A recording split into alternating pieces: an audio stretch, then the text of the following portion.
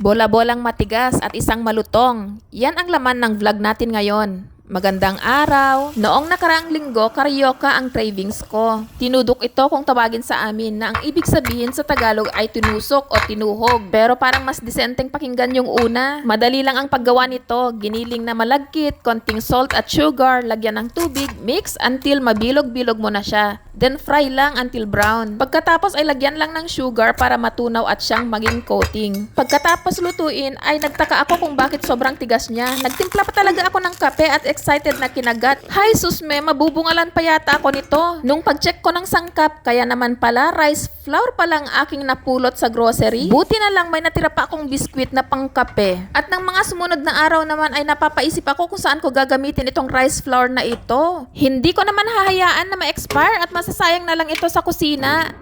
Kaya eto, napaisip akong mag-experiment. Matapos lutuin ang mixture ay pinalamig ko lang ito ng konti at saka inilagay sa blender.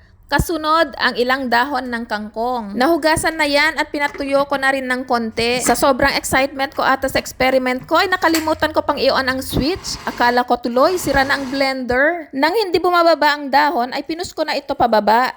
Pagkatapos ay na-realize ko naman na dry pala ang mixture.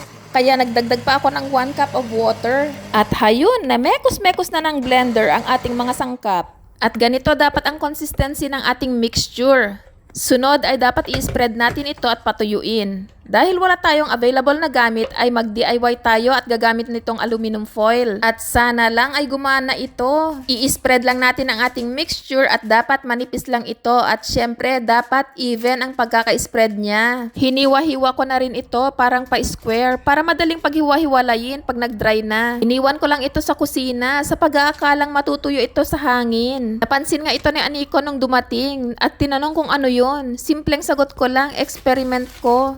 Umagahan at buong maghapon na ang lumipas ay tila walang pagbabago sa aking pinapatuyo.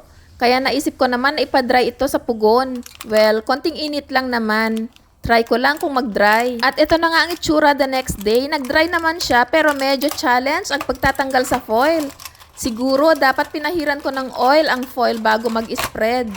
Ano sa tingin nyo ang technique para di dumikit? Ilang stages na din ang natapos kaya tsinaga ko ng tanggalin ang natuyong mixture. At pagkatapos ay aking prinito. Sandali lang naman ang pagpiprito nito. Pag maibabaw na ay pwede nang hanguin. Lagay lang natin ito sa strainer at pagkatapos ay sa paper towel para matanggal ang excess oil.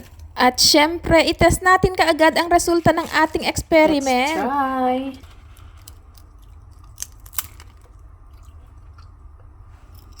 Feeling ko, successful ang experiment ko. Agad ko itong pinatikim kay Aniko at pagkatikim niya ay nag-star-star din ang kanyang mga mata. Luto ko na nga lahat ng natitirang chips at nung wala na ang init ay sinilid ko muna sa garapon. Meron na kaming snack sa aming movie night. Bukan nyo na rin gawin ito para sa inyong mga anak at pamilya. Sa tingin ko ay masusundan pa ito pero ibang gulay naman ang aking ibe-blend. Kayo, anong may sasuggest nyo na next gawin pagkatapos nitong kangkong charon natin?